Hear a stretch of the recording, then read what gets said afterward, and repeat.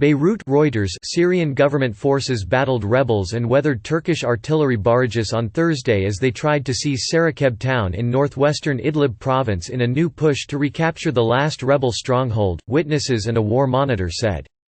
President Bashar al-Assad's swift military advance through Idlib province, backed by Russian air strikes, has caused an exodus of civilians toward Turkey's border in the past 2 weeks, risking a military confrontation with Turkey, whose leader has threatened to drive back the Syrian forces. Turkish Foreign Minister Mevlut Cavusoglu said on Thursday that Ankara expected Russia to immediately stop the government attacks, which killed 8 Turkish military personnel on Monday and prompted Turkish forces to strike back.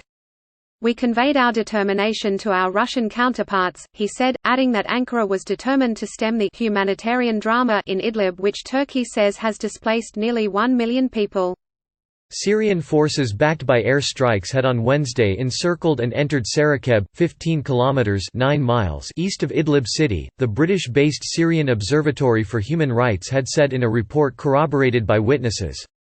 The town lies at the junction of 2 main roads that Assad seeks to fully control under the campaign to regain Idlib province, the last rebel bastion in the nearly 9-year-long civil war.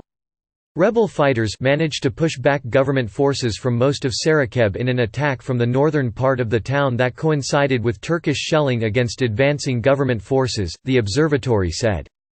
Witnesses said government forces came under shelling from Turkish observation posts in the area. The fighting, taking place despite a January 12 ceasefire deal between Turkey and Russia, disrupted a fragile cooperation between the two countries that back opposing sides in the conflict, raising concerns over future collaboration. The Kremlin said on Thursday that militants in Turkey's zone of responsibility in Idlib province were continuing to attack Syrian government forces and Russian military infrastructure. Kremlin spokesman Dmitry Peskov said there were no plans currently for President Vladimir Putin and Turkish President Tayyip Erdogan to meet to reduce tensions in Idlib, but that such a meeting could be quickly organized if needed. Russia also said some of its troops had been killed in the militant attacks, its first confirmation of casualties in the current round of fighting. The battle for Idlib marks a crucial stage of a war that has killed hundreds of thousands of combatants and civilians, made millions refugees in their own country or overseas, and fractured the wider Middle East since it broke out amid the Arab Spring in 2011. The forces arrayed against Assad, Syria's ruler for nearly 20 years, have failed to dislodge him, but he now presides over a devastated country. The escalation in Idlib also comes at a time of heightened tension between the United States and Iran, Assad's other main military ally, after the killing last month in a U.S. strike of an Iranian general who was the architect of Tehran's military operations in the region and an important figure in Syria's war. Russian and Iranian support has helped Assad win back nearly all the territory lost to rebels.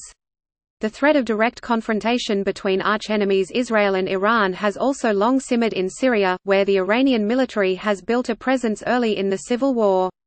Early on Thursday, Syrian air defenses intercepted Israeli missiles over Damascus that were fired at military targets in southern Syria, including near the capital, the Syrian Defense Ministry said.